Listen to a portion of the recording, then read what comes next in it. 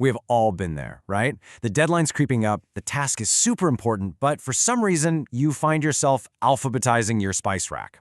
You know you should start, you even want to start, but you just can't. Okay, let's get into this, because it's a struggle we all face. And the science behind why we wait is absolutely fascinating.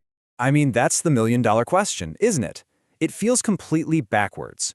We are actively, consciously choosing a path that we know is going to lead to more stress and probably a worse outcome. So what on earth is going on?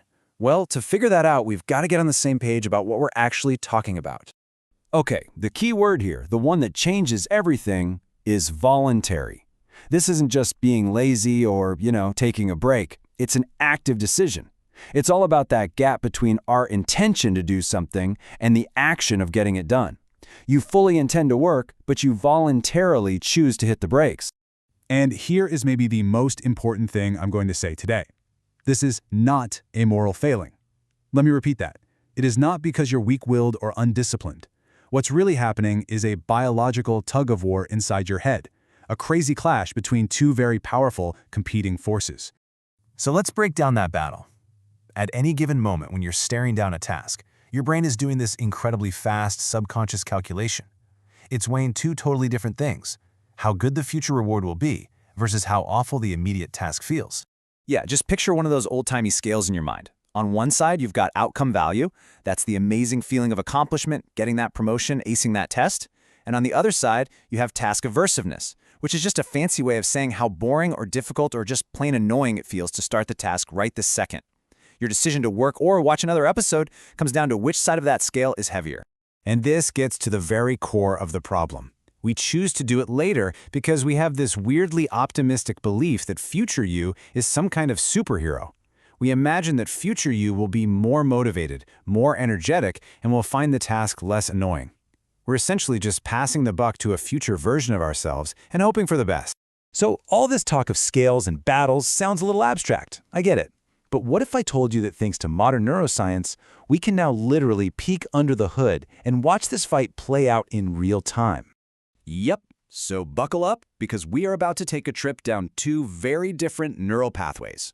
Think of these as the literal highways inside your brain that determine whether you buckle down and work or fall down a 3-hour internet rabbit hole.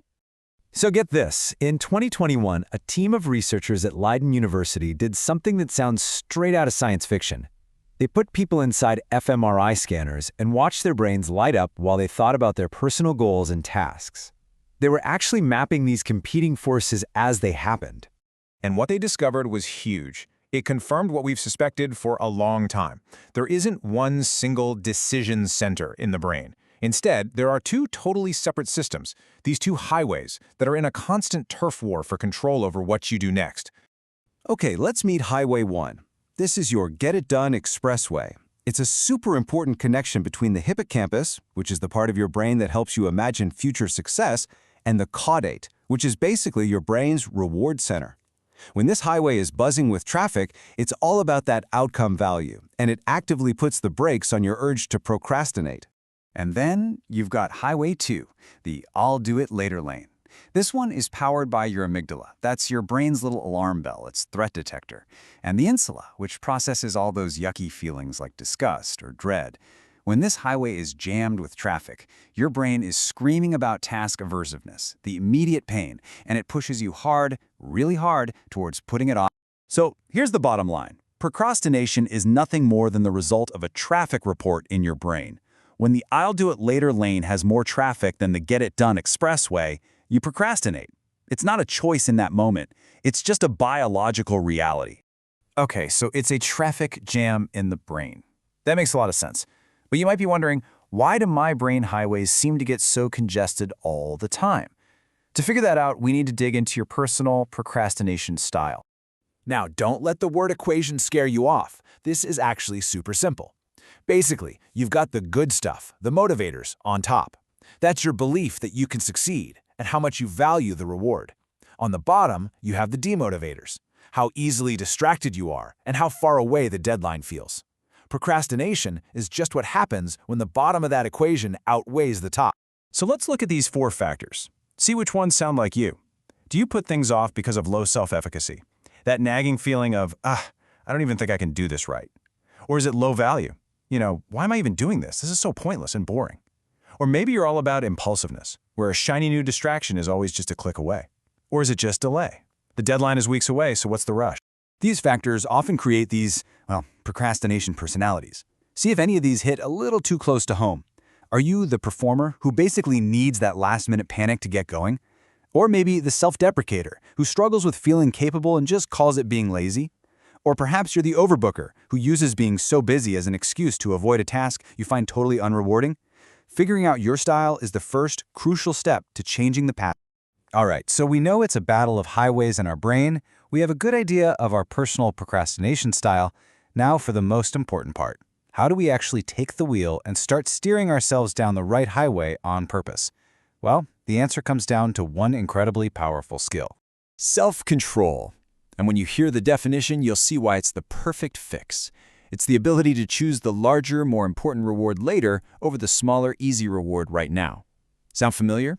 It is the exact opposite of the procrastination impulse, which screams at you to choose immediate relief over future success.